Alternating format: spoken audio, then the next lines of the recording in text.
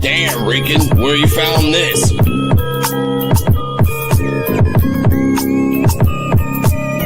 P.U.W.F exclusive. This is the podcast for unappreciated wrestling fans. If you don't like it, suck our D-Walk, Joe BNCO, and the Invisible Man.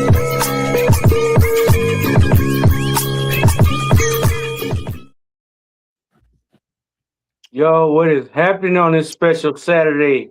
We'll be doing podcast early. You know, we do it however, whenever we want to do it. Hey, so we got special guests in the house. But first, we got my partner, my brother from another mother. We got Joe BNCO. What's up, bro? What's going on, everybody? First, we got my partner, my brother. My bad, I had to hit my volume. I forgot to hit my volume. Then we got the infamous Christiana Don from Misfit Nation. What's up, bro? I am here, ladies and gentlemen. Hello, P.U.W.F, my good friends, D-Walk and Joe BNCO, and Invisible Man. We don't see him. America's Most Wanted podcast down there at the bottom. Yes. Oh, I should change that. It is actually at the Misfit Nation now, since we got our main channel back. Yes. See, dreams do come true. Yeah, and the truth will set you free. Yeah, absolutely, Joe. Absolutely. Even if you on drugs and everything, the truth will set you free.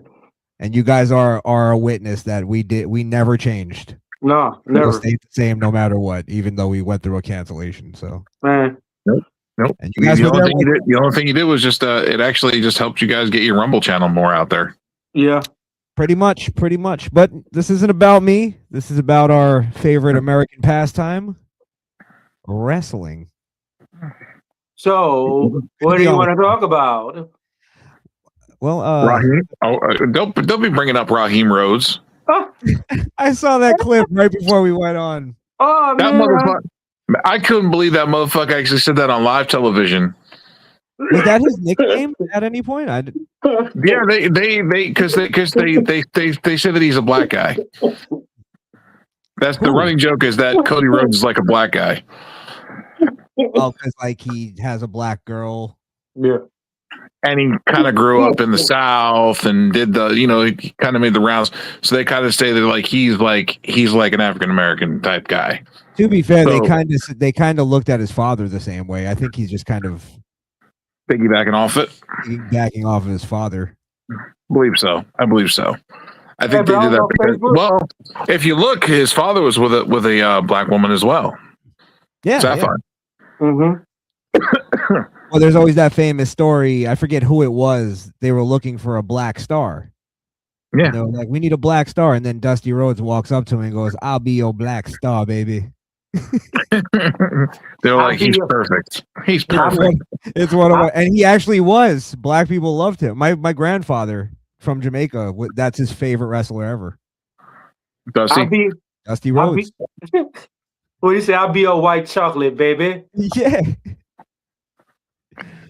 But his son's doing the same thing now. But yeah, he came out and he said he was talking about well endowed and all this other shit, and he's like, that's why they call me Cody Raheem Rhodes.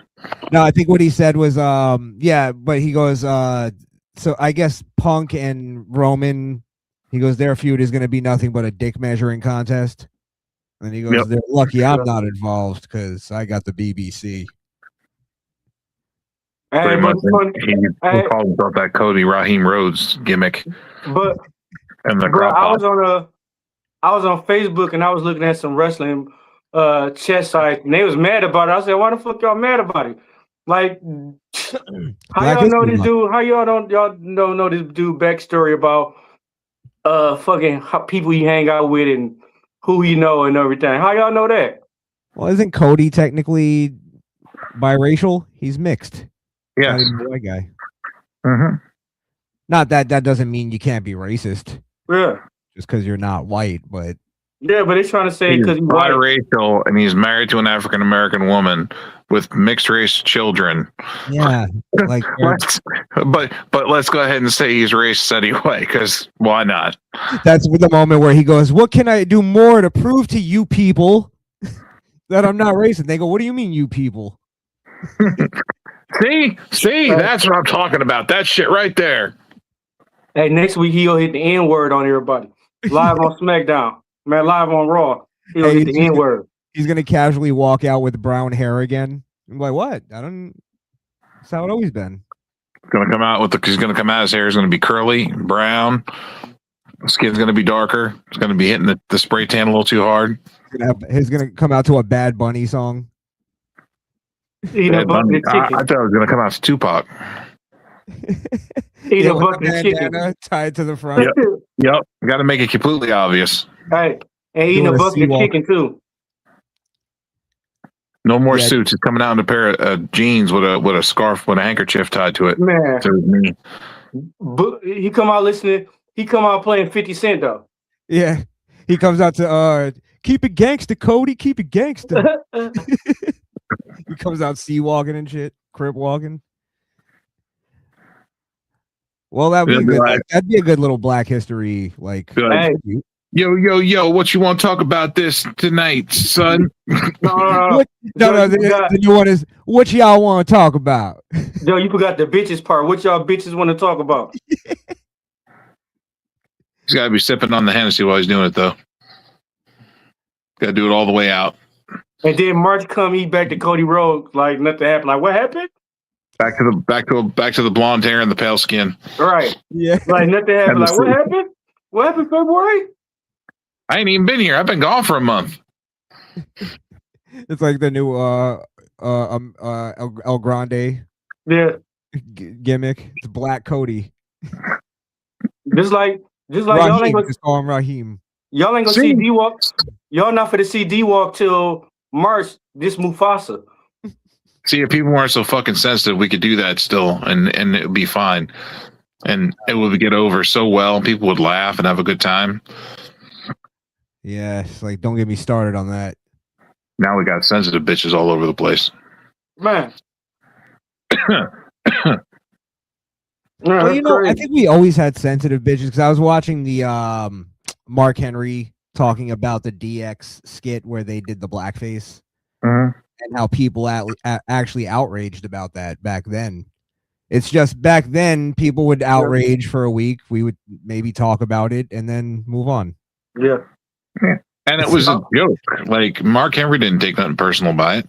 No, he thought it was funny. Yeah, it was a joke. It was a skit. It was a joke. Like it's not a dick. Don't take it so hard. The way I took Mark Henry's whole thing where he was explaining it was that he wasn't sensitive about the racism, like the skit itself, because he understood show business. He actually had to talk The Rock into it because The Rock was more sensitive about it. And he just didn't understand how like DX, like the members of DX didn't understand there would be some kind of backlash from it. He just expected it. Which I kind of get it, but at the same time, when you compare it, the backlash nowadays would have been way freaking worse. Oh, another topic we could talk about. Bubba Ray Dudley said Obafemi is not credible to wrestle Brock Lesnar. Man, that's all right. Well, let's break that down because that's hard. Like, all right, their standoff in the Rumble I thought was pretty good. Yeah. However, there was a moment where Brock Lesnar did that thing where he just fucking does the Hulk thing where he just and Obafemi, you could tell, was like, I think part of reality seeped in where he was a little intimidated by Brock. Yeah. And then he snapped into it and realized, oh, wait, shit, we're doing a wrestling thing. Brock's playing along. So you almost saw where Obafemi like had that moment of like he didn't quite match the star power. However, I'm giving him time because if anybody, like when they both squared off and finally had their moment, I was excited to see it. I'm actually excited to if they're going to do Oba versus Brock at WrestleMania. I think that's going to be a really good match. But y'all let Omis wrestle Brock Lesnar, and I know Obafemi's way better than Almost. Yeah, Almost better. also way bigger too. Yeah, but still. But how that match go? It went fine. What did you guys think of their standoff at the I Rumble? thought it was dope. I mean, to me, honestly, I thought it would have been better for the new talent would have put the old talent out instead of having the old talent put all the new talent out. That's me. I mean, to me, the standoff with Brock Lesnar Obafemi was dope. I think they could have got a more physical though. That's how I feel. Got a great reaction though. Yeah, I that was feel crazy. That's something I always been waiting on. I feel that what you're saying, Krishan, is true. Like that fear set in for a minute, but you have to look at it. You have to look at it from a realistic standpoint. It's Brock Lesnar. Yeah, yeah. Like Brock is intimidating as fuck, and Well, the fact that you know that he was a real fighter at one point for the Yeah. UFC, and he could probably kill you. And he's champion. At his size is even more scary. He's also a specimen in the way that the older he gets, the more scary he gets. He's still huge and strong. Yeah. Like he hasn't lost a step. He's still fast and agile and shit. It's like you're 50. You shouldn't be like that. Yeah. Oh, Stop being like Mike Tyson. Well, the crowd stood still for a minute when Oba and Brock had their face off, and then they did like I liked how they didn't do it right away. They faced off, and then the wrestlers broke them up. They did it about like 3 times before they finally touched. Yeah. Now I will have to say this though, that whole Rumble seemed really off time, like they didn't have the rhythm right or something. Like they would get their finally have another standoff, and then the buzzer went off and somebody else is coming out. And it's like, what the fuck? Like, where's the timing here? That whole pay-per-view was shit. It was trash. It sucked. It sucked ass. And then you got people online trying to defend it. Oh, it was great. It was one of the best. I'm like, where? When?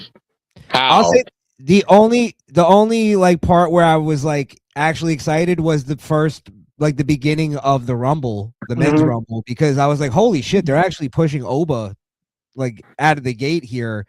But it's not like a hot shot. It's just here's a really great moment for him. And then they kind of fucked it up to me. Yeah. I think they kind of like really just stopped his momentum.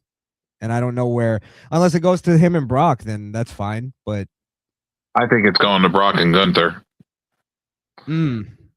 So where does Oba go then? I don't know. You think that was just a tease for later? It's going to have to be because they're trying to retire. I think Brock's retiring this year. Yeah. They might have to have Oba be the one that puts Gunther out, takes Gunther out. Yeah. I can see that. I want to see, what I want to see is I want to see Oba make Gunther retire.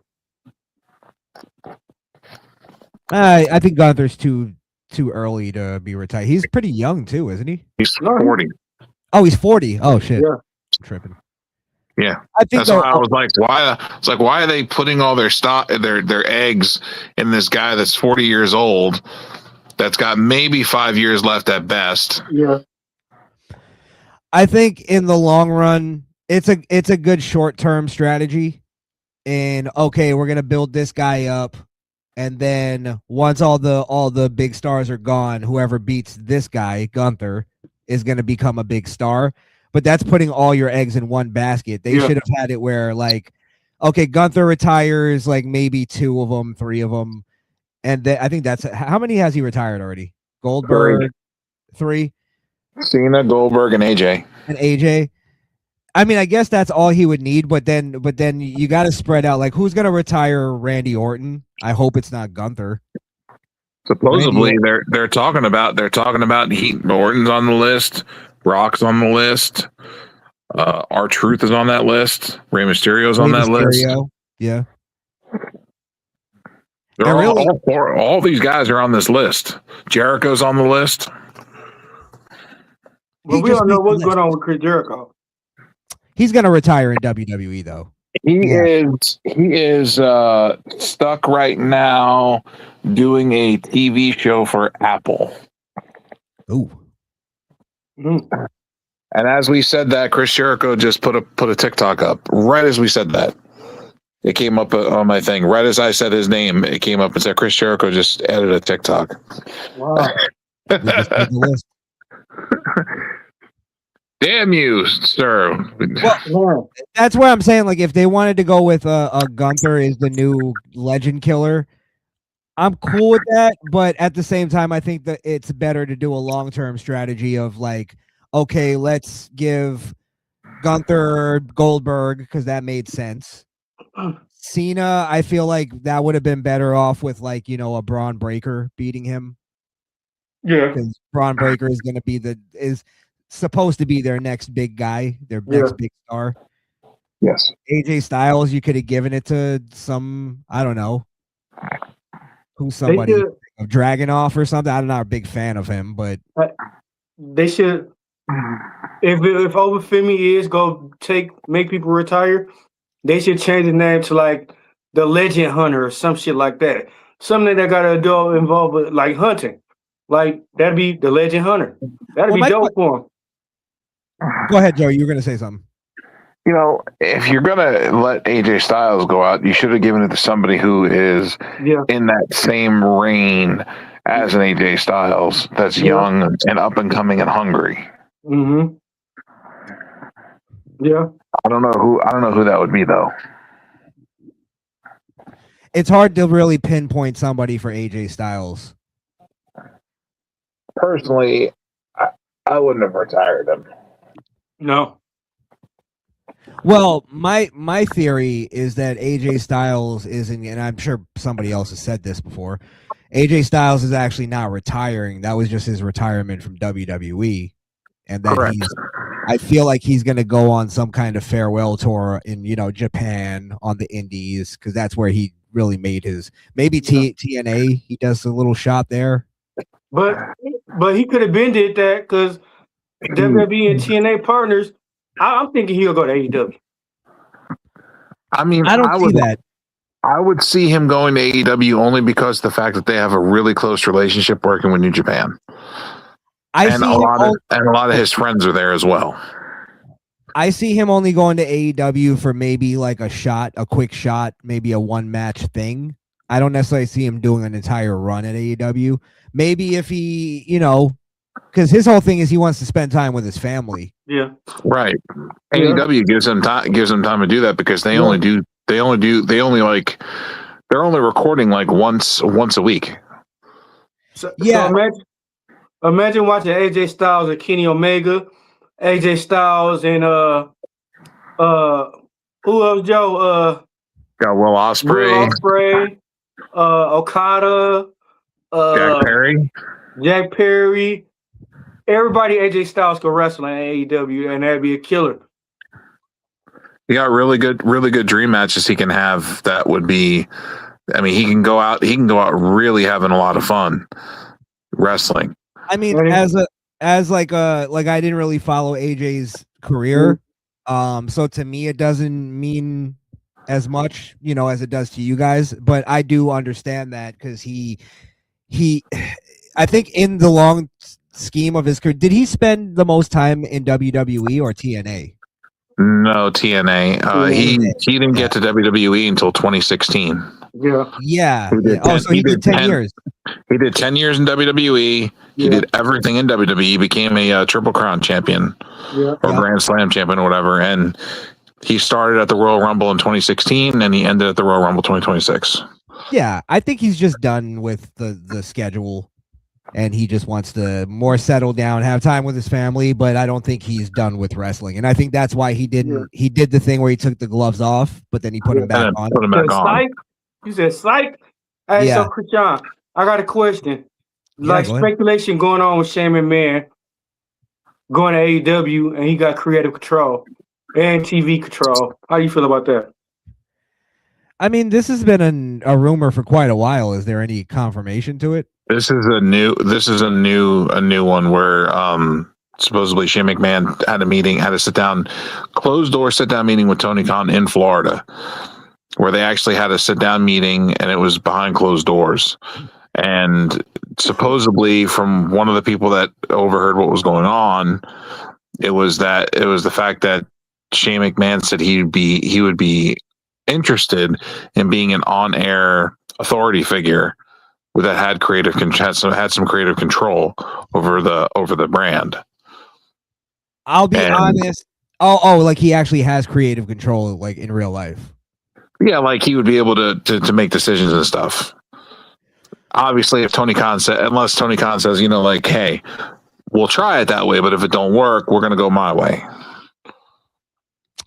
My opinion, I think it will make it'll be a big, if let's say Bomb. let's say Shane McMahon signs tomorrow, it'll be a huge viral moment. It'll be a big thing for maybe a week, maybe a month. And I don't think it'll really go anywhere, to be honest, because I don't see Shane McMahon as like a creative genius. I think he's I think he was a really good wrestler for what he was. I think he was he was good in his role in the Attitude Era. When he came back and was kind of doing the GM thing, I don't think Shane really moves the needle in AEW. I think it does because he's a McMahon. That's a big deal. But other than that, I don't see it going anywhere. See, and this is where I get at. If you can get Shane McMahon in AEW, yes, your shock factor is going to rise, because then they're going to be like, well, what the hell's going to happen next? If AEW can get Shane McMahon, then well, who knows what's going to happen next? Yeah, but they have to have something happen next, though. They can't live off of the Shane McMahon surprise. What's going to happen next for too long? What happens if Vince walks out? Oh, well, that changes everything. What if it starts with Shane and then it gets to the Vince part where he's like, you know what? He's like, I'm going to make a few phone calls, and next week I'm going to bring in somebody who's really going to change this game and who's really going to do things differently. I would be. Oh, I'm sorry. Go ahead. No, I'm just saying it'd be real crazy if Vince and Shane came out at the same time. Here's the part that interests me is how does that crowd react? Because that is the anti-Vince wrestling crowd. Right. But think about it this way too. How does the crowd react knowing that they now have the enemy working for them to go against the other side? But that's what I'm saying. How do they accept that crowd? I don't think so. I think they would. You got to think too that the internet, the IWC is fucking weird. Well, they'll continue to watch the product, but everything they hate, they'll just blame on Vince. That's right. But what if things get better? They'll just give Tony Khan the credit for that. Right. Now, but we need to make sure. Well,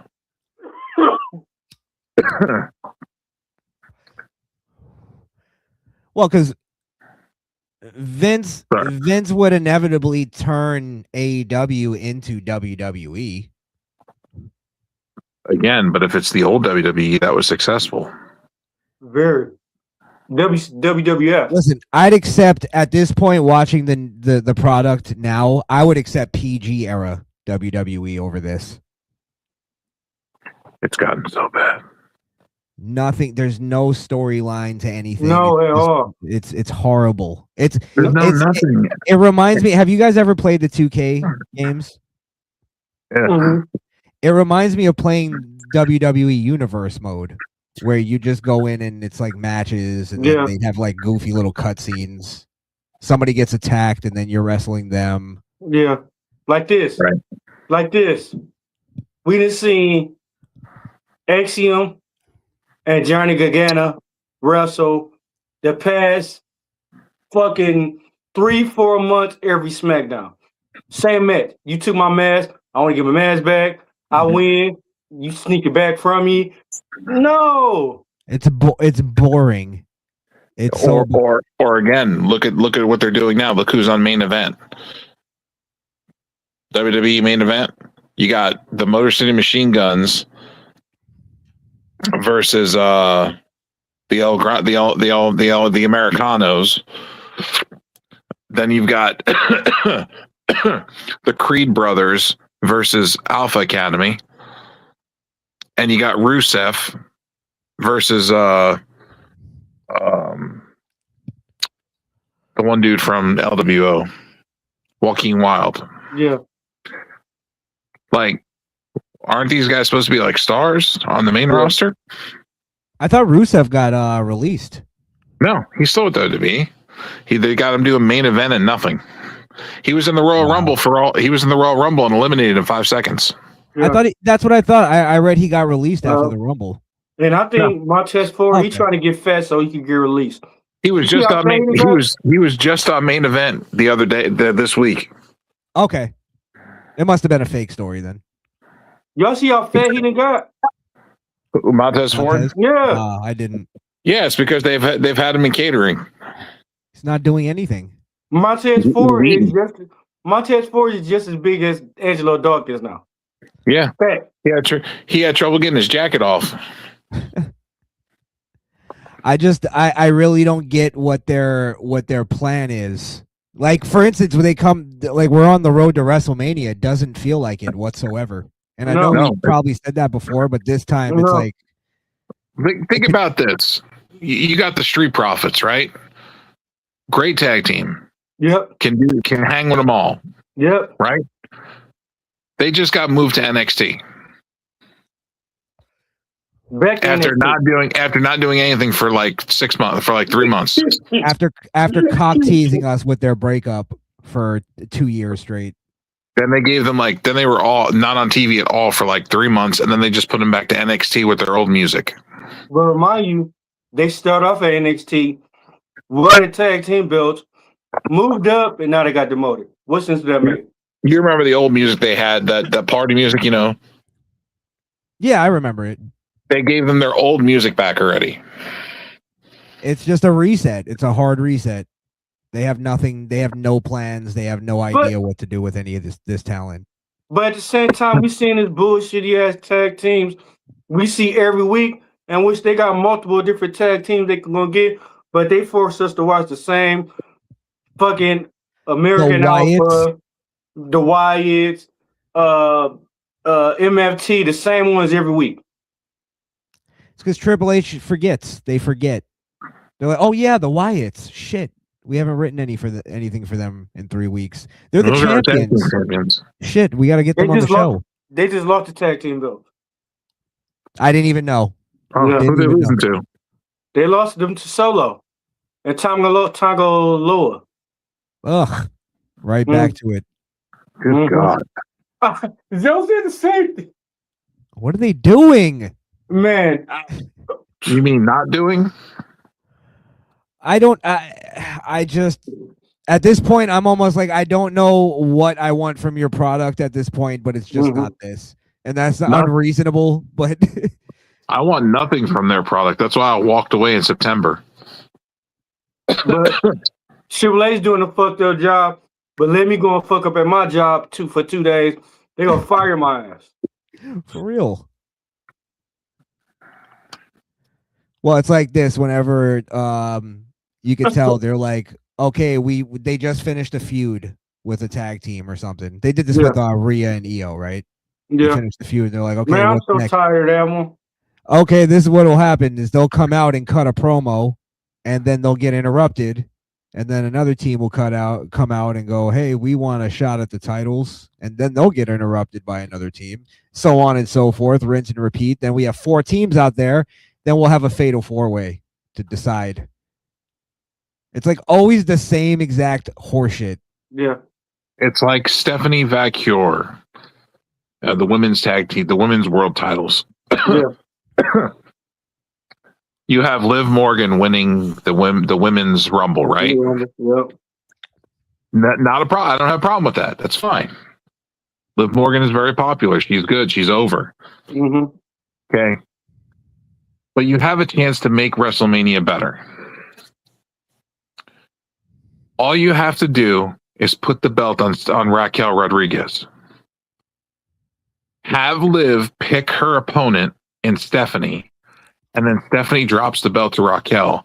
Now Liv has already made her choice on what champion she's going after, and now she has to fight her best friend. Okay, that's interesting. They may go that route. They already fucked it up. Raquel had a match against Stephanie Valkyrie the night after WrestleMania for the world title, and they had Stephanie go over. You're right. And it was no DQ with Roxanne and Liv at ringside. They had all the outs there. They had everything there to make it happen, and to keep Stephanie strong. I don't see what they're even doing with Stephanie. It's almost like because Triple H and his writing team tend to like have these little shortcuts, and one of their shortcuts is somebody new is coming in, and we need to, get some fanfare behind them. Just make them the champion.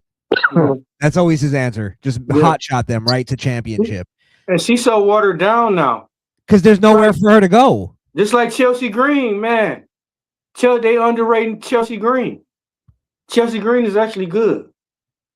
Yeah, Chelsea Green's fantastic, but they put a ceiling on her. Yeah. I'll be honest. I think all that is overblown. I think the fans are overreacting to what Michael Hayes said. I think what he said is what like kind of it is what wrestling is, and in that Chelsea Green is a quintessential heel. You know what I mean? Right. So what he was saying is that she's not the woman that's going to be like, she's not going to be the woman that wins the title at WrestleMania and everybody has the babyface reaction to it. She's the one that carries the title into WrestleMania and puts over the babyface. I don't think there's anything wrong with that. I think that's kind of her place. I think she knows that. She's great at that. I don't have a problem with that, but the way that they sound like they don't ever want to put a world title on her. How so though? Even when you watched Unreal, like they didn't seem like they want to put a world title on her. They were like, Chelsea kind of knows her place. And it's like you shouldn't have to know your place. You should know your worth. And if you feel like you're worth more than what they're giving you, then you should move on. Yeah. But maybe she knows. Maybe she's happy with her place. She seems to be. I think the thing is that if we're talking about her ever being the world champion, I think that's definitely going to happen. I don't think there's like her as a heel champion is great. Her last couple of matches, she's been taking pins. She just took a pin from Tiffany Stratton. Well, Tiffany Stratton's coming back, and that's another thing that we need to talk about too, is the Jade situation, because Jade, everybody jumps to. I'm sorry. Let me rephrase this. Not everybody. The African American wrestling community jumps to Jade's defense and immediately, usually, and say, "Oh, she's the greatest. She's the best.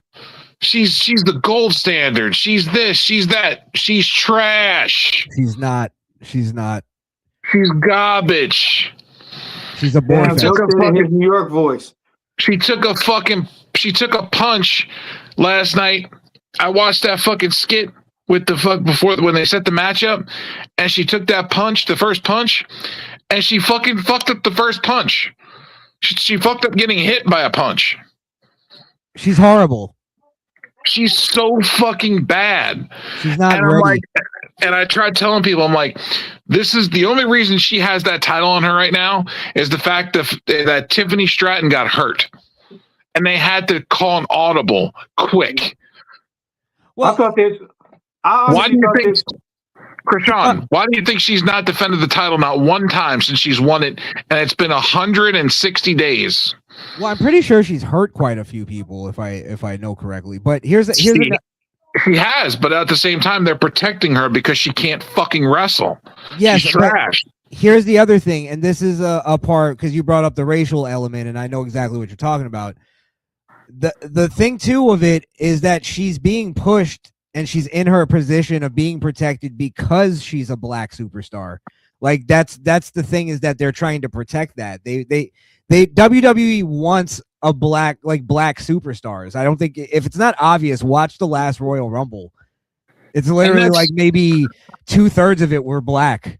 And that's fine. And that's fine. I don't have a problem with a black superstar. I was watching the Royal Rumble this year, and I was like, bro, I was watching the Royal Rumble this year, and I was like, all right, where's all the white boys? It's like 3 of them in here. Jesus Christ. But sorry, go ahead. Raheem was in there. Yeah, I wasn't talking about him. He counted as part of the 2/3. Wow. Yeah, but no. It wasn't February 1st yet. It wasn't February when the Rumble started. So he was still in his Caucasian stage.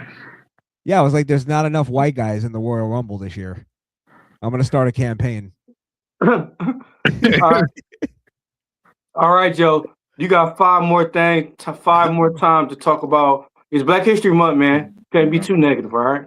He's giving you a lot of rope. 5. Hey, look, man, I can't help it, you know. No, I think do you agree with me on that Jade is being pushed partially because she's a black female superstar that is pretty like she has a good look. I think that's all about that she has is that's all she has. That's all she has. That's all she has is a look. She's a look. That's it. She's a look. She can't wrestle. She could talk okay, but even then she stumbles. But as far as wrestling goes, which is what you really need to be able to do, is wrestle. She can't do that. And she has hurt numerous people. B-Fab, Michin, both hurt. Tiffany Stratton, another one, hurt. All from Jade. Yeah. What they need to do is have Jada. What they need to have is Jay versus Nia Jax. Who get her first? Or I mean, a botch match. To face Jade, I feel like you got to be in a bubble. Hey, so what if you got to go by COVID rules? Hey, so what if Jade and Nia wrestle each other and both of them get hurt in the same match? Okay, I'm okay with that. Let's go and do that. Let's go with a draw on that one. Actually, wow. The fans win. Yeah, the locker room wins at that point because then they don't got to worry about getting hurt no more. Yeah, the 2 biggest botches in the locker room are gone. Can we be honest though too here? And I'm not trying to be fair racially or anything, but Tiffany was a fail herself. I think she completely folded as the champion. Tiffany time. Hey, I think she was way better than Jade. I'll agree. Maybe a hair better. She can wrestle. She can talk. And she didn't fucking hurt people. I think something was missing during her championship run. I don't know what it was, but she lost a little bit of her. I think that might have been Charlotte Flair's fault for ruining her WrestleMania match, but yes, it fucked up her confidence. She sandbagged her. Yeah, it should have been a great moment, but Charlotte was being a cunt. Being a fucking Nepo baby is what she was. Then you called her "See you in Tijuana." Well, you're right though, Joe. It's nepotism in that she knows, hey, I'm a Flair. I'm not going to get fired. Yep. You know, I'll get my ass chewed out. I could take that. You know, speaking of that, now they're talking about was it Ava Raine, the Rock's daughter? Rock's daughter, yeah. Yeah, because she didn't re-sign her contract, and then immediately after she said that, she comes out with the tweet of "fuck ice," and then her whole account got gone. Stupid. They blacklisted her ass quick. I mean, let's be honest. That's WWE's loss. What a great talent, huh? Yeah. What a great something. So, no, I said gray talent. Gray? You didn't even give her a color? I wouldn't even give her that. Damn.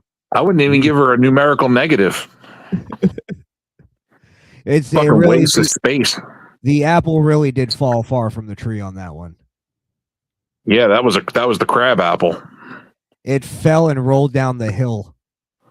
That was the rotten apple from the witch that they gave to Snow White. I don't know. She needs to go into like accounting or something. Like not personality driven.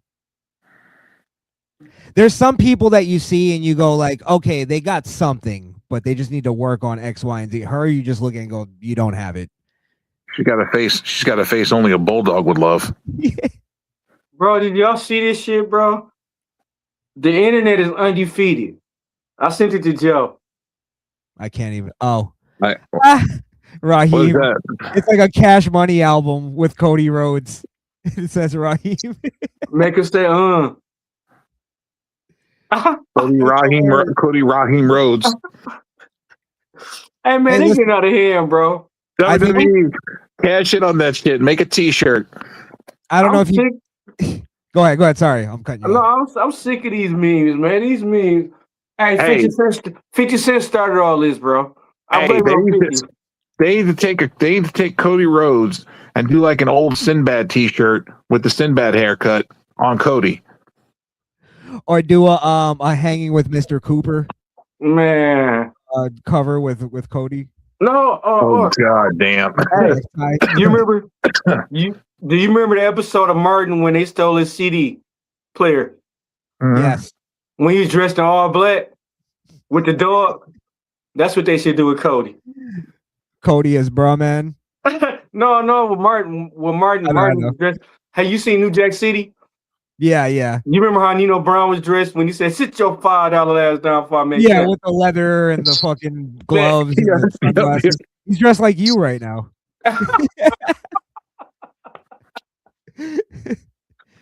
Hey, listen, speaking of black wrestlers, I had one that I wanted to maybe throw some criticisms at, and you guys might fight back on this one. Trick Williams. Mm-hmm. I'm starting low key I'm starting to believe he may just be an entrance guy. He makes a great entrance, but then when it's like, okay, Trick, here's the mic, now cut a promo. He's like, I'm the greatest ever. Look at my glasses and my shoes. It's like, okay. He's trying to what's the word? He's trying to bring back his inner Dusty, if you could tell. Is he? Yeah, can you not tell? Because he's wearing like the fur coats and stuff. He's trying to do Dusty. Well, to be honest, like they need to keep him in the pants, because when he came out at the Rumble with the fur coat and the biker shorts, I was like, what is this Bati boy nonsense? You know what I mean? It didn't look right. But when he comes out with the pants and the fur coat, that looks a little more villainish. And I think it's like, I get what he's trying to do. He's trying to do almost like the rapper thing, but I don't know, like, because when he had a little standoff with Drew McIntyre, like Drew to me was just like killing him in terms of like the fucking aura. You know what I mean? But here's the thing though, Drew has 20, 30 years experience doing this, and he's been to different federal wrestling companies, you know what I mean, and all over the world. Fair. Trick has only been to NXT. Very fair. Trick's only been doing this like 2 years, 3 years. But am I being unfair by saying that I, like, me as somebody who's not familiar with him, and just from what they've showed me so far, that I'm feeling like he's an entrance guy? Because I love the whoop that trick thing. He comes out, he has fucking presence, and then once that's done, it's like, okay, I'm here. Do you like my white pants? But if you noticed, that was all because of Booker T. He got that over. The whoop that trick thing, that was all Booker T. Mm-hmm. Well, we've had this conversation before. And if you notice his move sets when he wrestles, it's all Booker T. He does the bookend. He does the spinneroonie kind of. He does the scissor kick. He does the scissor kick. Yeah. He does the side kick. Like then he does all the stuff that Booker T used to do. The handstand kick though it make it kind of look different though. When he do that handstand kick. So he was so he did one Eddie Gordo move from Tekken, and he's fucking different. No, I never said that. And he removed the palm stare. That's all he did. Man, I thought he had done that at one point too. He should just do a spin-a-rooney. I would appreciate that. But I'm telling you, he's like pretty much he's taking everything from Booker T, and Booker T's the one that really kind of made him. He probably took him under his wing and said, "Yeah, use all my shit. I love you." Probably, I mean, because he's got the size and he's got the look. He does. The look, the size, the presence. I mean, the entrance is fantastic. Yeah. He's got to work on his. He's got to work a little bit on his promo. His ring stuff isn't bad. He can wrestle. Yeah, but he needs to work on his promos a little more. It's a little deeper than promo, Joe. I think it's also he needs to work on his entire character. Like he needs to build an entire character with that look and a type of character that he can literally do outside of wrestling. And it's just like, we got to believe that's really that guy. I don't know if he needs to add more of like a street hood persona or what, but it's a little too, I just can't, I can't figure out what he's supposed to be other than what the look is. And that I'm just getting like 2003 rapper. Damn. Now, correct me if I'm wrong, but to be honest, I'm going to say this. I'm going to say this, and I don't feel like he's completely comfortable. I agree. Yeah, he seems uncomfortable. Once he figures out what his character is, then his promo will just fall right into place. He just doesn't know what his character is. He's not like Jade. He's not helpless. Damn. Yeah, she's been doing this longer than he has. She's been doing this like 6 years. She's like a bumblebee landing on a cactus. Damn. And not only that, look at the fucking people that have trained her. Daniel Bryan, Serena Deeb. Like, she's learned from some of the best wrestlers that are out there. Shawn Michaels. Like, she's learned from some of the best people that have wrestled, and she still can't wrestle. Now, Joe, we talked about this before. All of us have. How WWE has a hard time translating sometimes that NXT crowd or differentiating what is the NXT crowd, what's over in front of the NXT crowd, and what will get over in front of the entire world. And sometimes they gauge that wrong. Because the whoop that trick thing, I think the whole chant, I feel like came from that crowd, right? It did, and it came from that crowd because of Booker T. Booker T was the one that started. He's like, Booker T would start. He's like, they would, you would hear the beat, and it was the whoop that trick came from Hustle and Flow, if you remember. Yeah. And Booker T was like, yeah, I like it. No, yeah, man. I know that, but weren't they already chanting "whoop that trick"? Like, who started that? That was the crowd, I think, that started that. But Booker T was the one that really got into it with the I love it, yeah, and he kept going with it. Honestly, I almost wish they would just add his ad libs to the background song, and then have because I think that would get over too. But yeah, I mean the entrance is over. I mean, like, I think the again, it might be one of those things of like go ahead. You want gold with Trick? Here's what you do: add the ad libs in from Booker T and have Booker T be his manager. Yes. Have Booker T put his stamp on Trick and have him come out with Trick and be like, "This is my guy." I say take it even a step further and even build a stable around him. They were talking about doing something like a Nation of Domination. That's been in the conversation. They need to do that because again, it's like, people are gonna make their criticisms and go, "Oh, what? Because they're all black, they have to be in a group together." And it's like, well, it's tribalism. That's kind of how the world works. Hey, man, it's 2026. They just brought the Black Panthers back. What the hell you want to do? What exactly? They ain't the real Black Panthers. They have no affiliation with the real Black Panthers, but they're called the Black Panthers. Give us something that's something. I don't know, something to like sink our teeth into. It's just other than here's a bunch of pretty boys like them. Yeah, like that would give the Street Profits something to do. You can bring them in. Put Street Profits with Trick, and then you bring Carmelo Hayes in there. You have Carmelo Hayes and Trick together again, and you have the Street Profits with them. There's 4 young, great talents right there that can do tag wrestling and singles wrestling. That'd be funny. dope. That was the one I was thinking of was Carmelo. Yeah, because Carmelo desperately needs, and WWE's trying with him. They keep putting him with people that have a personality. If you notice, like the Miz. Well, and it's they not rubbing off. they had him win the U.S. title from Dragunov during an open challenge, and that's fine because Carmelo and Dragunov have history in NXT together. They had wars for the world title. I mean wars. I mean like 30 to 45-minute fucking matches, like wars. I'm just sick If when the Miz. if you don't watch NXT, then it doesn't matter. Like they need to tell that same story on WWE's product. What they need to do is they need to start tying in the gaps and showing, hey, these two guys got history. Yeah. They wrestled on NXT.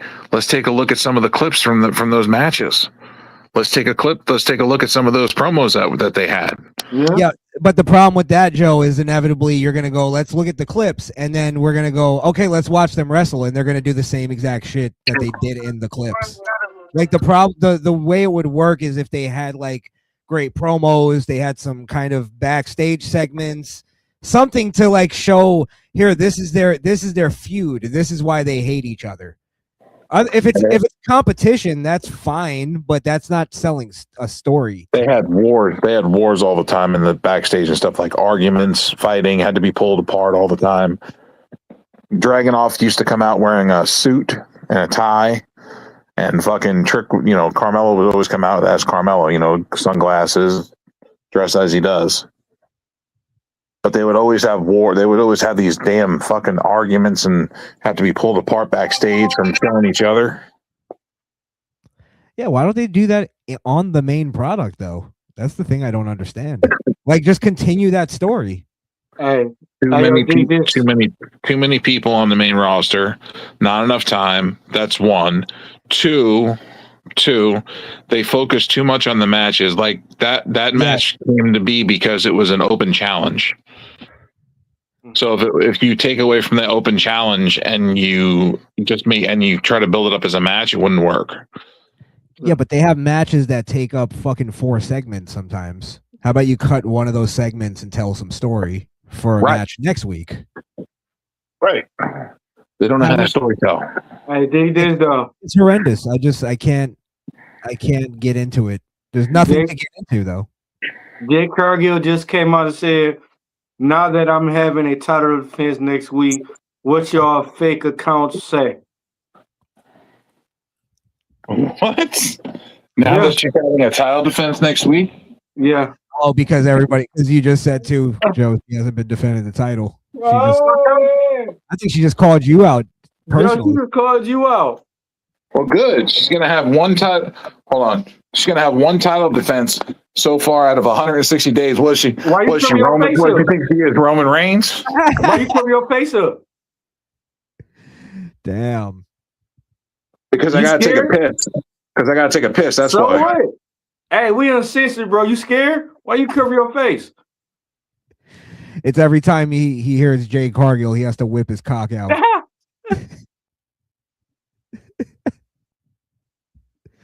Hey, she's a good looking broad. Hey, yes, she is. I heard she's Jamaican. I think she is too. Yeah. Yeah. I don't know. Hey, speaking of Jamaicans, Big E Langston. Damn. He actually announced his retirement. Yeah.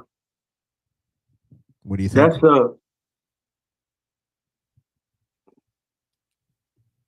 That's like he had a lot of years to come by.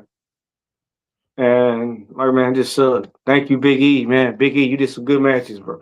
But it sucked though, just fact about it, his career got cut short. About time. Huh? About damn time he did it. About time he did it, what you mean? Announced it? Yeah, about time he fucking said he was retiring. Because we've been waiting for so long for him. We thought he's coming back to wrestle. Yeah, let's be honest. Big E's been retired for quite some time. I think he just couldn't accept it. I think this is him now just accepting it. You know what I mean? Yeah. But that's the thing, though. we've been waiting for Big E to come back. We thought he was gonna be in the Royal Rumble. We've been wanting Big E to come back and wrestle. Like we still in that denial. Like, well, no, Big E, he ain't done yet. He still got time. But I'm sorry. He waited so long to do this shit. Like I'm not even worried about it. No, I get you, Joe. In that, like, I have compassion for him. The guy broke his neck, and I have compassion for any guy that has to give up his like passion. Man, for real.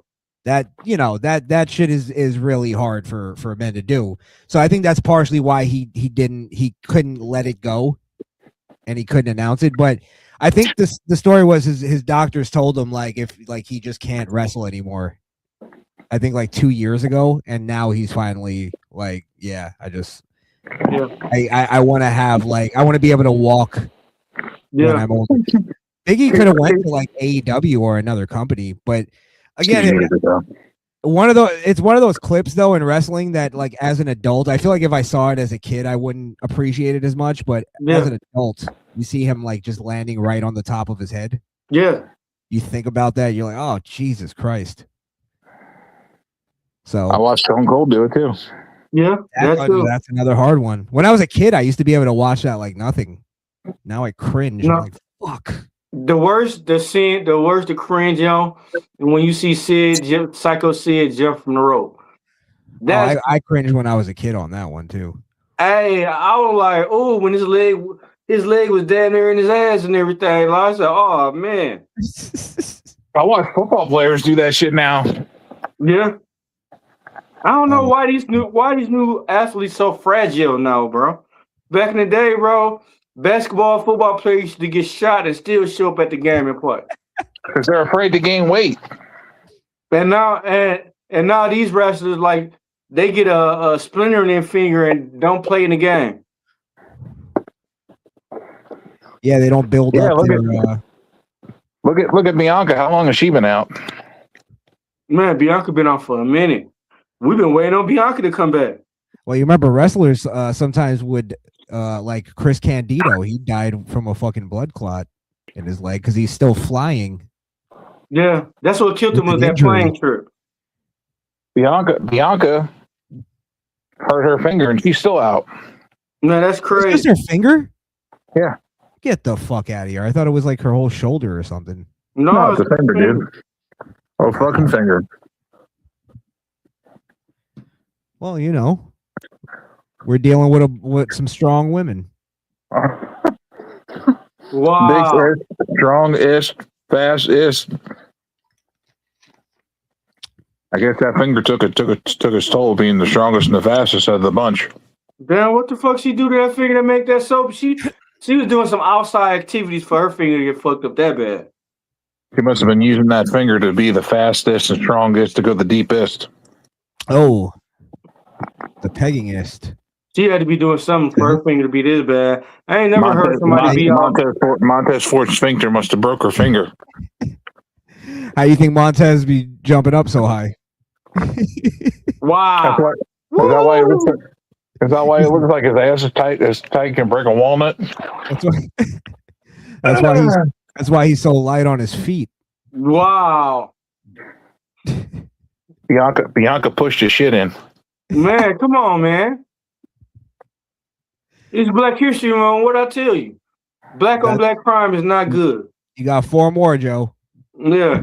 That's not crime. You got 4 more. That's not crime. You got 4 more, buddy. I'm the only one that could talk about black people as much as I want. That's racist. Hey, my name is Mufasa. Get it right, man. Call me goddamn Mufasa. Go eat the mayonnaise. Don't call me by my slave-owned name, man. Go eat some mayonnaise. What is mayonnaise? What's wrong with mayonnaise? I like mayonnaise on my burgers. All right, undercover brother. Right, you remember the movie? You remember Krishan? You remember the mayonnaise and undercover brother? No, I never saw that movie. What? No, but first of all, That was Hellman's Miracle Whip. Hellman's is not meant for black people. We use Miracle Whip. Miracle Whip is fucking salad dressing. That ain't mayo. Well, black people use it as we put in our sandwiches. All right. I guess that's the only way you're gonna get a salad. I guess. Big E. I find it funny. Hey, you gonna switch the subject? You ain't shit, bro. You gonna switch the subject right after you said that? Ooh. I find it funny that Big E. I find it funny that Big E waited till Black History Month to retire. Wow, Joe, that's three. That's three. Three. You're on number 3, bro. You got 3 more, man. Well, to be fair, Big E's Jamaican. He's not black. He's not an FBA. Okay. I mean, he comes off like he's a down home country boy, you know. Yeah, that is true. He doesn't come off Jamaican at all. Well, I can hear it. I can hear it in Kingston certain didn't come words out Jamaican. Who? Coffee Kingston didn't come out Jamaican, and look how he turned out. Well, Kofi Kingston is Jamaican, isn't Jamaican at all. Yeah. Hey, where did your accent go? Huh? That's how the accent got dropped. The one day he was having that feud with Orton, and forgot to use the accent.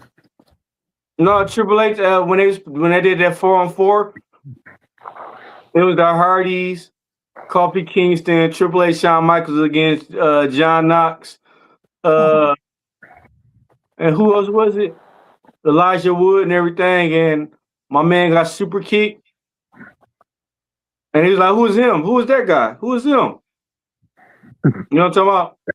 When they did that, when they did the pre-show on Raw, and Kofi Kingston forgot how to talk, and Triple H was like, "Hey, where's your accent? Where's your accent?" No, he goes, "I thought you were Jamaican." Man, I would have fired on Triple H, bro. I would have fired on him. Hey, well, look at Joe. Joe talk regular, but when he get mad, his Brooklyn accent come out. Yeah, it happens.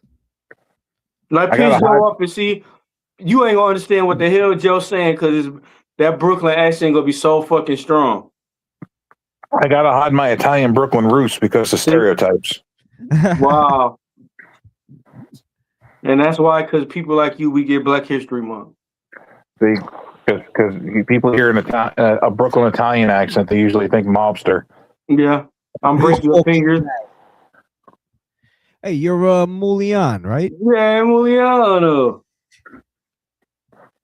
Okay, how you doing? Hey, happy Mulian month. I haven't watched enough mafia movies to find it. What do Muliano mean, bro? It's like a black person. That's what he was calling me. Joe, you remember that bar you told me to go to when I was in New York and said not to go?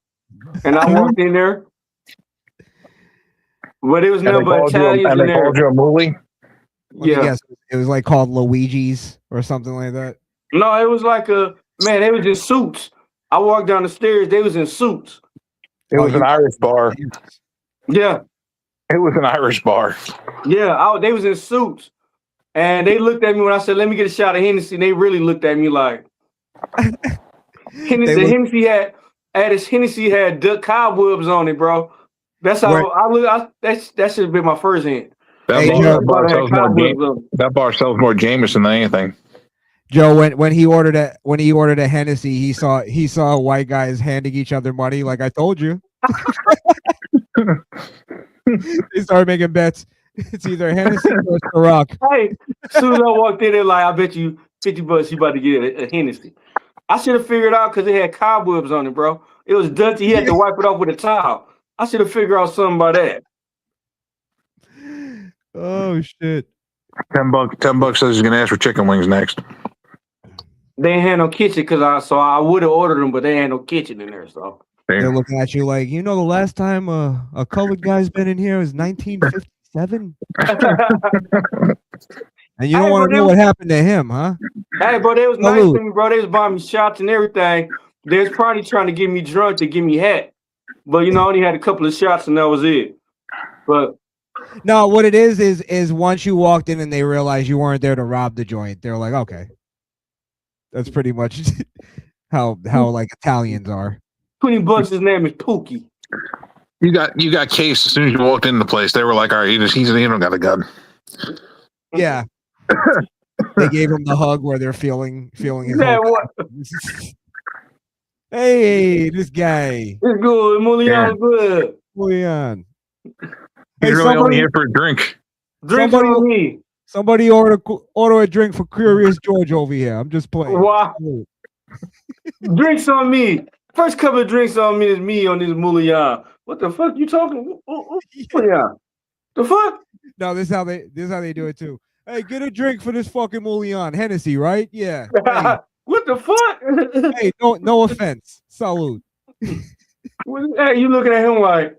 No offense. No, what the fuck you mean no offense? Put the bottles to death row. No, for real, they was cool. They was playing music in there. I'm over there, and then, like I said, it was Joe lived like what 10 seconds away. I stubbed my ass way back to the house and everything.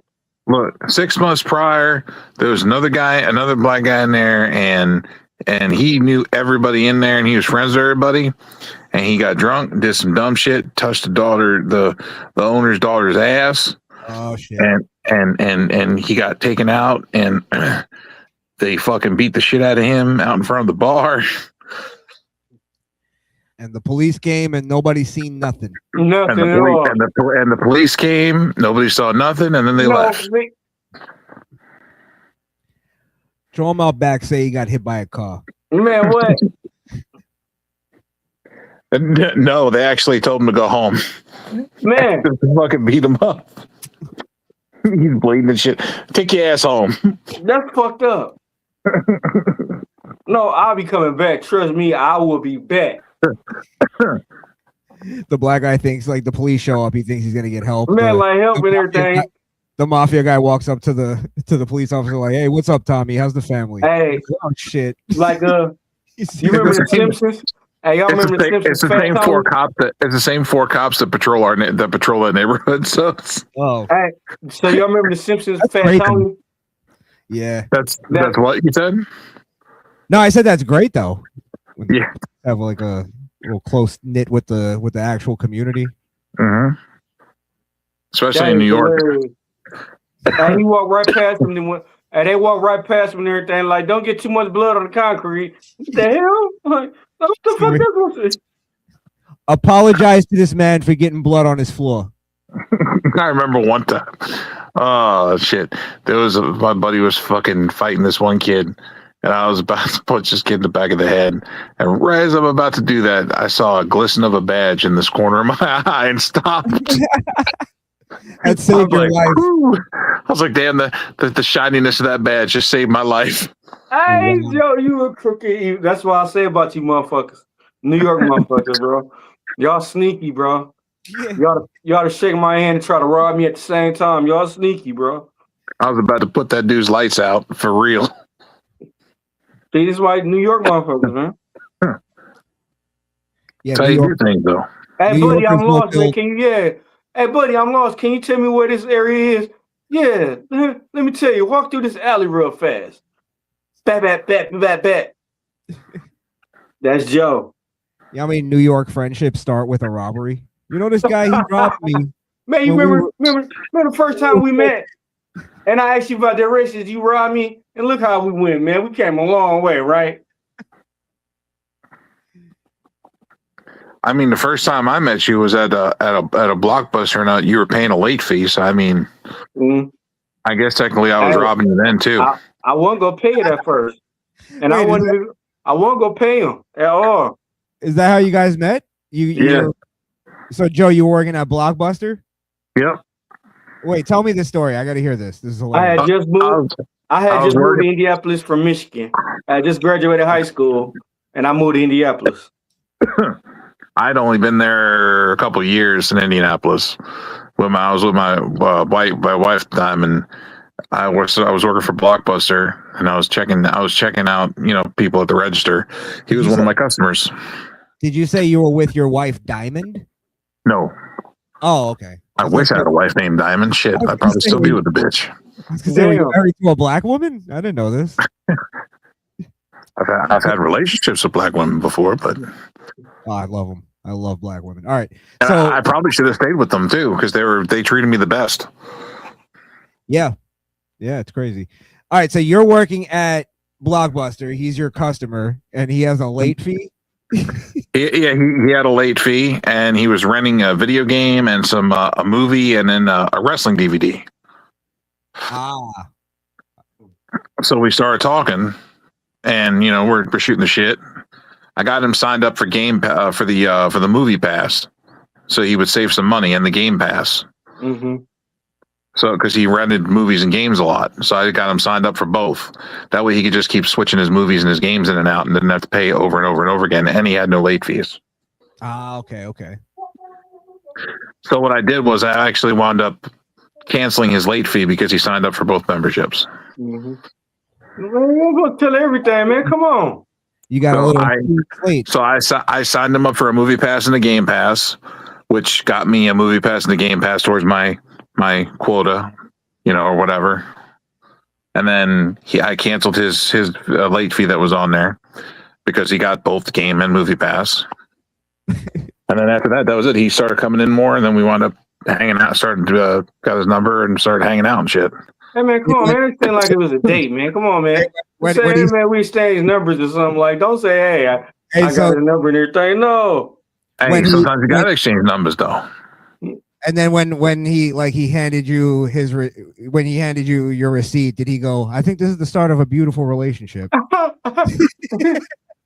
What I told him was, I was like, I don't meet a lot of people that like wrestling around here.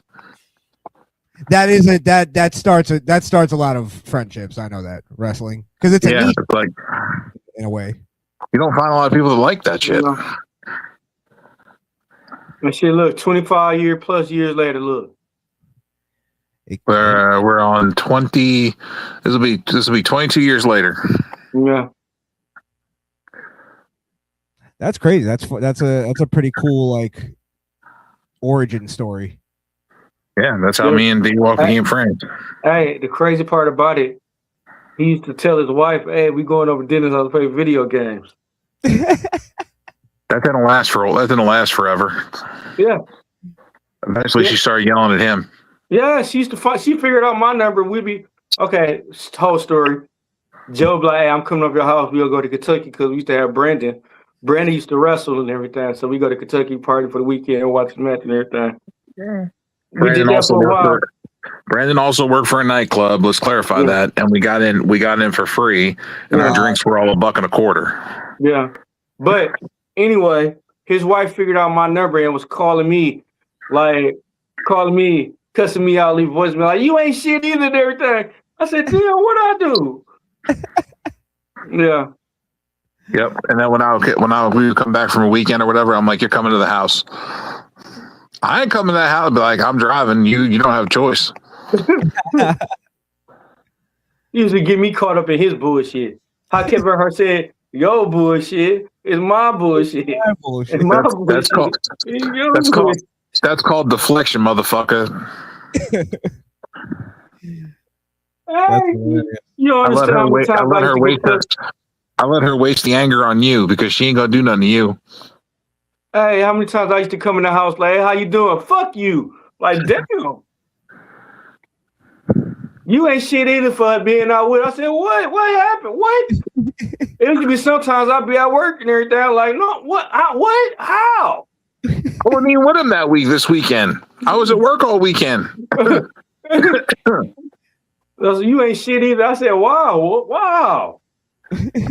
There were some weekends he wasn't with us, man. He was at work all weekend, and I was in Kentucky with Brandon partying, and I'd send him pictures and voicemails of us drinking and partying. I'm like, "You're missing out, man." This was all in Kentucky? Yeah, in Louisville, Kentucky. Yeah. Wow. We used to drive from Indianapolis, Indiana to Louisville, Kentucky. It was like an hour and a half drive. Okay, got you. Yeah. How'd you meet Brandon? Like the guy that's wrestling. Brandon has been my friend since high school. We met in high school. A friend of his that I made friends with in high school. His name was Dominic, and he introduced us. Because we both like wrestling. He's like, you're gonna like this guy Brandon. He's really cool. He's like, he's into wrestling too. He's like, it's really cool that you're into wrestling. And the first time Brandon met me, he thought I was the Unabomber. Short story. He's like, the first time I ever met you, man, I thought you were the fucking Unabomber. He's like, you had the black, frame glasses and stuff. He's like, I thought you were the Unabomber. You had the hood on. Yep. The whole nine. That's funny as hell. But after that, I realized where he lived. He lived right across from the street from my uncle and my grandmother. Like, we're literally a minute walk. Oh, wow. So I was like, holy shit, you live right. My uncle and grandma live right here. And he was like, no fucking way. I was like, yeah. I was like, I live 3 blocks this way.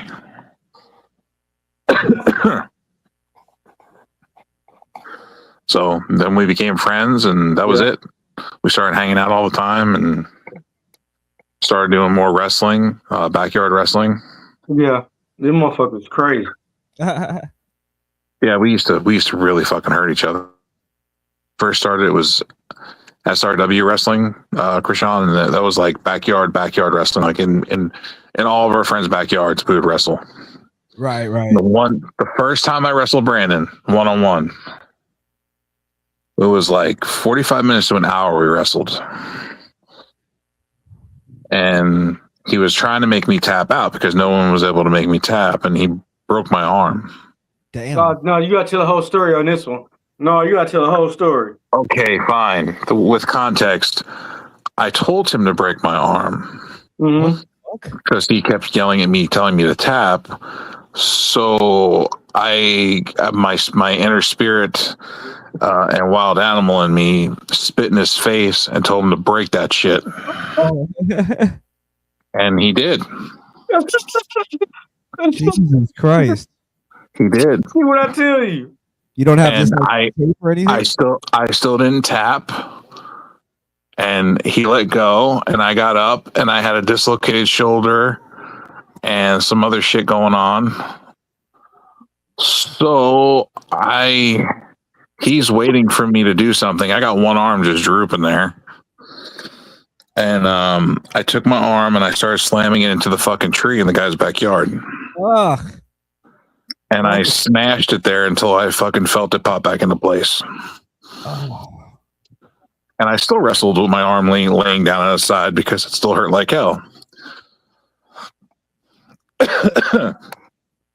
He did not get me to tap. I mean, I've broken my nose before, and I've realigned it myself. Ugh. Yep, blood and all just grabbed my nose as hard as I could. I started wrenching it side to side. You could hear it crunching and cringing and grinding on itself. Ugh. Nasty. Horrendous. But yeah, you get a lot of pain tolerance, high pain tolerance. So do you have any of this like on recording or anything? We used to. I don't know. See, I've lost a lot of that stuff because of divorce and flood. Hurricane Sandy wiped out a lot of my stuff, and divorce wiped out a lot of my stuff, and constantly moving around, I lost a lot of my belongings. We used to have a lot of recordings that we did in the projects too, and we used to like videotape ourselves wrestling in the projects when we did like project wrestling, backyard wrestling. Okay. Broke somebody's pinky toe. But I knew that.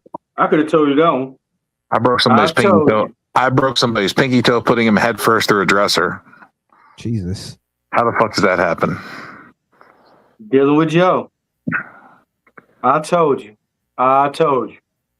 Hey, he's as tall. That guy, he was as tall as I was. He was like 6'5", 6'6". and skinny. And I put him head first. He had long hair too. I put him head first. I didn't give him like a X Factor through a fucking dresser. We hollowed out the dresser and had the dresser up backwards. And I put him face first through the dresser to like the back of the dresser. And somehow he broke his pinky toe. I looked at him. I was like, how the fuck did you break your pinky toe? See what I tell you. What I tell you, Christian? That was also the same match where he fucked up my wrist and broke my he chipped off a piece of my wrist bone. I actually have a piece of my wrist on my left wrist that's further up into my hand. See why this man was a stunt man? I also wrestled the next day after that. See what I mean? A mace bandage on. I never went to the doctor for it. Yeah, I broke my arm wrestling once. We were doing. How was that? It wasn't anything like crazy like that, but I didn't slam my arm against a tree multiple times after. But it was. I didn't give a fuck. I was mad as shit when he did it. So I was just like, I had all that adrenaline rush, and I was like, and I started bashing my fucking arm to my shoulder into a tree. Crazy. I did have the same thing where, like, you know, when you hurt something and you have to like tap it out. Yeah. So yeah, my friend, he was like, we were wrestling, but it was like actual wrestling. We were doing like a, real like Olympic kind of wrestling because we were not professionally or anything. But yeah, we were in some grass because we figured that'd be safe. And then he took me down, like, for like a crossface almost, and then I landed down on my wrist and my like it was excuse me, it was like parallel, completely straight down, and it broke my wrist and my elbow at the same time. Damn. Yeah. See, when I broke my arm, I was on those the Olympic rings. I was younger, and it was in my friend's backyard, and he had those Olympic rings, and you had to climb up this ladder to get to them because they were high, and there was a concrete slab underneath them.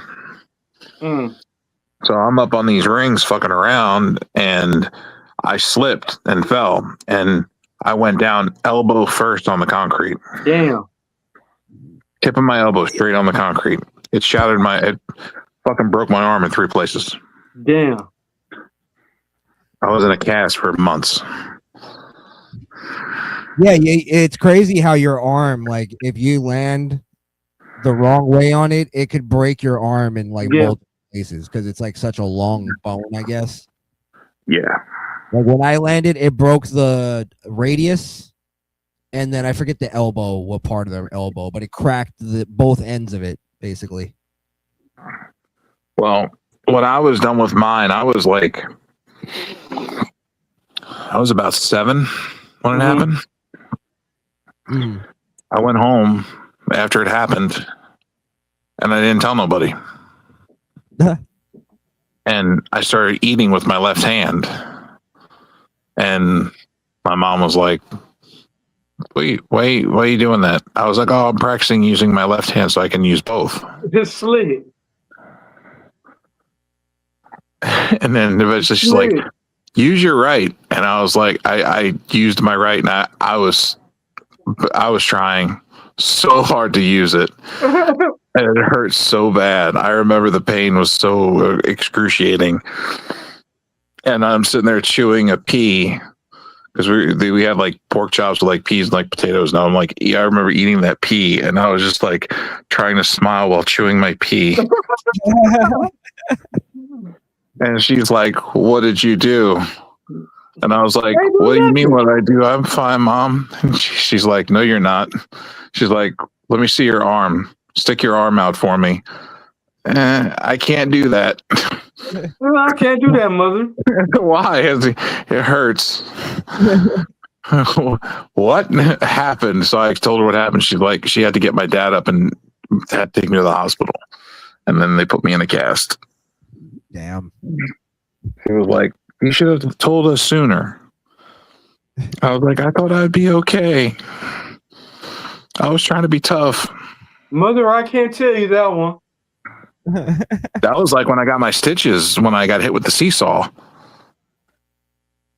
I got hit in the mouth with a seesaw at full bore. Like there was an older kid and me and my friend was running across the middle, and then fucking we were like slamming the seesaw up and down to try to knock my buddy off. And I thought we were done, and this older kid who was like almost in high school, bigger guy, he went down and slammed the seesaw again, and I wasn't ready for it, and it clipped me top speed right there under my chin and into my mouth. Ugh. Knocked my glasses over the fence, blew me up, busted me the fuck open. There was blood spraying everywhere, and I got up, covered my mouth, walked over, grabbed my glasses, and then walked home. A true barbarian. And then fucking the football team was there to practice, the high school kid football team, and the coach's like, "You all right, son?" And I said, "Yeah, I'll be okay." I took my hand off my mouth. I'm like, "Yeah, I'll be okay." There's blood spraying everywhere. and I just heard him say, "We need that kind of guy on our team." I bet. I got home and I was like, "Mom, I need a Band-Aid." And she got out to the kitchen and she said, "What'd you do?" And I was like, "Oh, I just got hit. I got hit in the mouth. I'll be okay." She's like, "Well, move your hand." And I moved my hand and just blood squirted across the room and onto her shirt and shit. She's like, "Oh my God." Had to go to the hospital. 56 stitches later. Jesus. Y'all real stuntman. I'll keep telling y'all. Johnny did it all. 56 stitches later, dude. Only thing I'm surprised he ain't got shot 32 times yet. No, I've had guns pulled on me before though. I usually scare people though because I tell them to shoot me. Jesus. Cause it's gonna be that one day he'll shoot you in your kneecaps and everything. You think I'm playing now? Then once you shoot me in the knee, bitch, should have finished the job. See, and see what I'm saying? See, that's what I'm saying. See, he take it to another level. Niggas gonna look at him like, fuck. We need one of him on our team. Yeah. Dude got shot. He's like, "Damn it, you didn't finish the job. Now I got to get up and fuck you up now. I'm sorry." Hey, New York motherfuckers, man. Hey guys, I actually got to get out of here. I got a little prior engagement to get. You got to go to work too, don't you? No, not work. I had something going on because I'm off this weekend. It was my birthday. Must be all man. Happy birthday. Man. Thank you. Happy birthday, bro. How old you turn, man? 21? 37, man. 37. Oh man. Yeah. You're a youngin'. Yeah. You a youngin'. How they say you borderline a YN. Yeah, I'm growing out of it. It's not cute anymore. No, how old are you? Wait, I know Joe's a little older. How old are you? I'm 41. 41, really? Okay. Yeah. I just don't look it. I got that Benjamin Buttons. I don't shave, bro. When I tell you I never ever shaved, bro, I never ever shaved. That's because he ain't had enough pussy juice on his face to grow. And Joe's like, "I just shaved this morning." Man, Joe shave every day. He wake up. I'm like, "Hey, I just went to the barber on Friday, and this is already grown back. It look like a caveman now." I could shave the rest of this on my face and go back to high school again, and they won't even know. Joe's over there looking like a Viking Raider. He looks like Eric off the Viking Raiders. Yeah. Give me an axe and a horn to drink out of. I need my mead. Hey man, you funny as hell. Hey man, Krishan, thank you for being on, bro. You welcome to come on anytime you want, bro. Of course, man. I appreciate you guys as always. Tomorrow, are we doing that thing tomorrow? Are you talking to me? Yeah. Oh wait, what's tomorrow? Sunday. You said something about a political thing? Oh, I thought that was I mean, I should be down. I'm down. Yeah. What time? I'm down. Well, just hit me up and let me know what time. I'll whenever. It's whatever time you want. It's whatever time you have available. You. Okay. Let's do well, I'll hit you guys up. For sure. Yeah, man. All right. All right. All right. Appreciate you guys. I'll talk to you soon. Appreciate you, All bro. right, Krishan. Later. Later. That was Krishan the Don of the Misfit Nation podcast, everybody. Yes, sir. Great friend, great guest. Always Yeah. great to have him along and for the ride. Yep, it was. So, is we doing another show tonight or this done? No, we're gonna do it. We're gonna finish off here in a few. We'll do a little bit longer, and then we'll finish off. We're gonna talk about Priscilla Kelly Mm. Talk quitting, about it. Yeah. not being re-signed by WWE, quitting, i.e., another name gone from the company. Yeah. And what else? We're gonna talk about the referee. With the accident. What's her name? What is her name?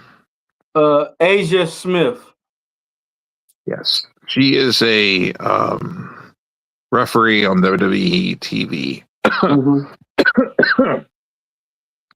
So about a month ago, a month ago, she had a car accident, and thankfully she's okay. And then a day or two ago, she had another big tragedy with her family. Her grandmother and grandfather and her uncles and cousins shared a house, and the house caught fire. Mm-hmm. And unfortunately, her grandfather and I think her grandmother and her uncles did not make it out of the house with their lives. So our prayers are with her and her family at this time. Yeah. It's never easy to lose a loved one, and to lose a loved one in this way is even harder. Do you got anything more to say about that, partner? No, I mean, it sucks, bro, especially you seeing it. I mean, like I said, my prayer go up to her and everything and her family, but that sucks to lose a close one like that. Yeah, and then on top of that, not only did they lose 4 of their family members to this tragedy, but they lost their home. They lost all of their belongings. Everything they own is gone. Mm-hmm. So not only are they dealing with having to deal with the loss of loved ones, but at the same time they have to deal with losing their home and everything they own, so they don't have any clothing or belongings anymore because of this. Mm-hmm. Which is even harder.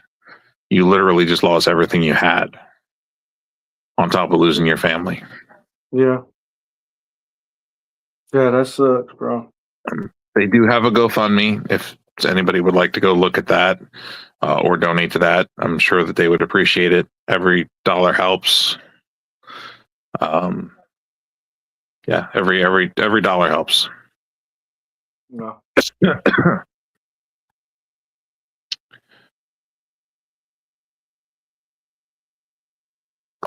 There? Yeah, I'm here. All right. You kind of froze. I was never froze. I was acting like I was froze. But you don't have to act too hard. You live in Michigan. Wow. Yeah, it's cold as hell out here too. If you ain't got, don't be out here unless you got to be out here. It's cold as hell. What's temperature? I'm talking about balls and dicks shriveling up in your stomach. What's your temperature out there? Man, probably like 15, feel like 7. Oh, we've been colder than that all day. We were at 2:00 in the afternoon. We were 18, but it felt like -2. Yeah, it's gonna drop down though. Yeah, it is. That was with the sun fully up. Yeah, we're supposed to get down to -22. Oh no! So y'all getting the aftermath for us because we going up. Sunday supposed to be 20, and it's supposed to feel like 4. Friday is gonna be 32, but feel like 20. So we getting back up there.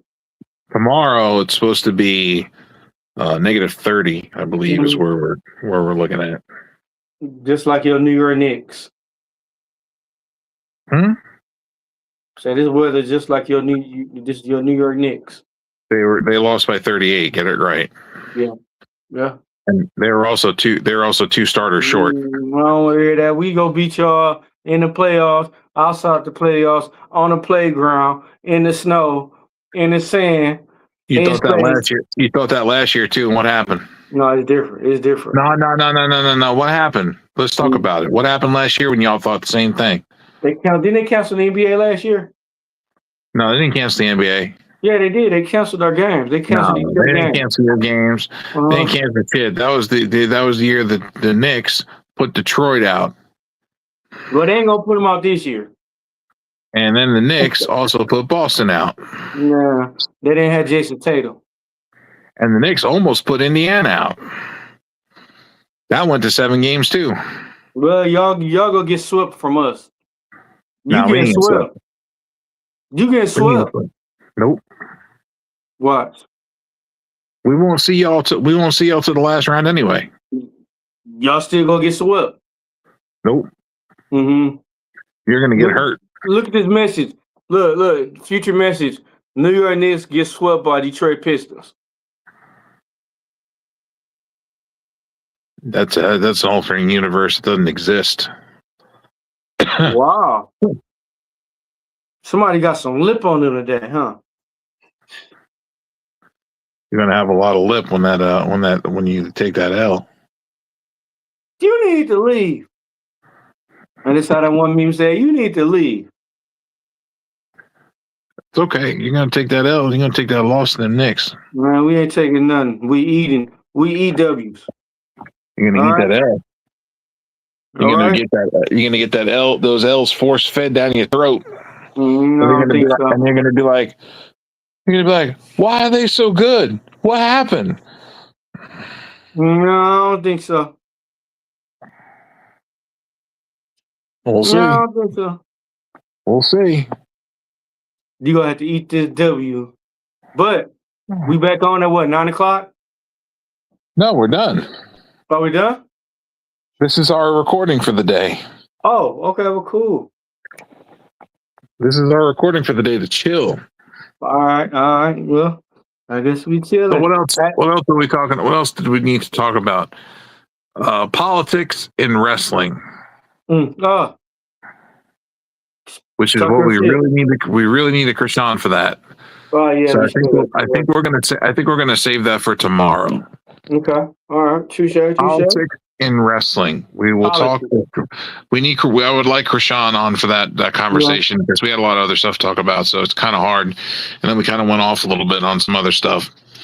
But hopefully, our friends at Wrestling Soup Friendos likes that, and big shout out to them as well for representing the P.U.W.F on their podcast. Yep.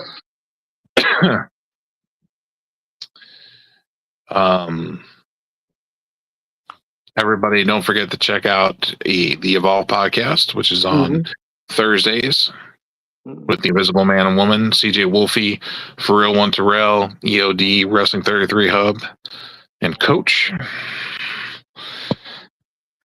And NXT Time with D-Walk on Wednesdays. This guy, you don't know if you're going to get the drunk version or the non-drunk version. You never know. Hey, it's a surprise. It's a surprise. You never know. If you get the drunk version, you just pass out and then you just see nothing but a back wall. No, whatever. At least I talk a lot of shit. All right. You mean you repeat yourself? No, I don't. So you got Tourette's when you What color like gold just for you? Ass, bitch. You asshole. See, that's why we ended now. Hey, you can find me on my social. If you watch my last 5 episodes, you can find me on that. Dennis Walker, Facebook, Instagram. How much you make a link tree, you lazy bastard? Yeah, I've been meaning to, but I just never got a chance to it, man. He's got time. He's got plenty of time. Don't let him lie to you. If I can make one, then he should be able to make one. Right. Well, how about we'll talk about this when we get off here. You'll help me. But anything else you got to say? Joe BNCO at Linktree will give you everything you need of mine All my social medias are on there. All of my YouTube, Twitter, X, Snap. The hell else do we got over there? I don't know. It's all on there. Twitch. I got a bunch of stuff. TikTok, Facebook. I got it all. Yeah. So other news. Hey, stay on, Joe, after you're done. In other news, thank y'all for coming through this to P.U.W.F on a Saturday. Shout outs to goddamn everybody. EOD, Black House. Shout out to the Visible Man. Kane the Destroyer, we miss you, bro. Christian Don, Misfit Nation, Sports Jedi. Shout outs to the people who watching.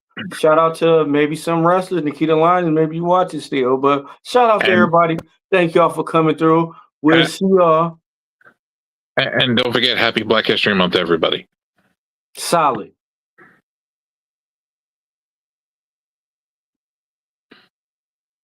Yeah, you're supposed to do the solid thing, Joe. You're supposed to.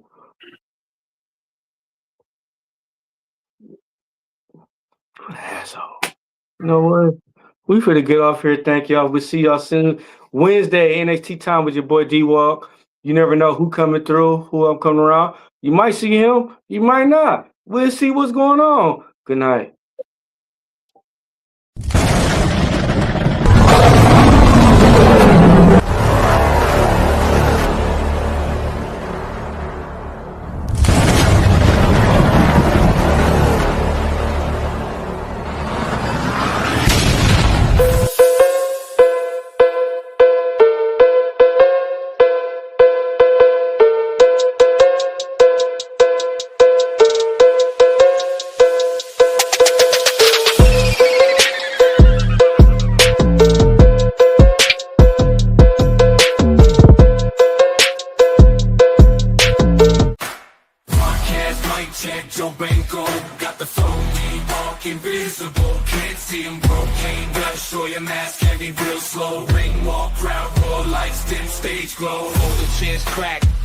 Hit the mat, underappreciated fans know where it's at. Wrestle tales told, every champ, every stat. Blood, sweat, and steel cage, that's a fact.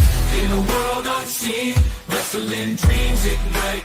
Power bombs, drop kicks, midnight fights. Ropes tight, spotlight, no fixing the sight. Underappreciated hearts, keep it real, keep it tight.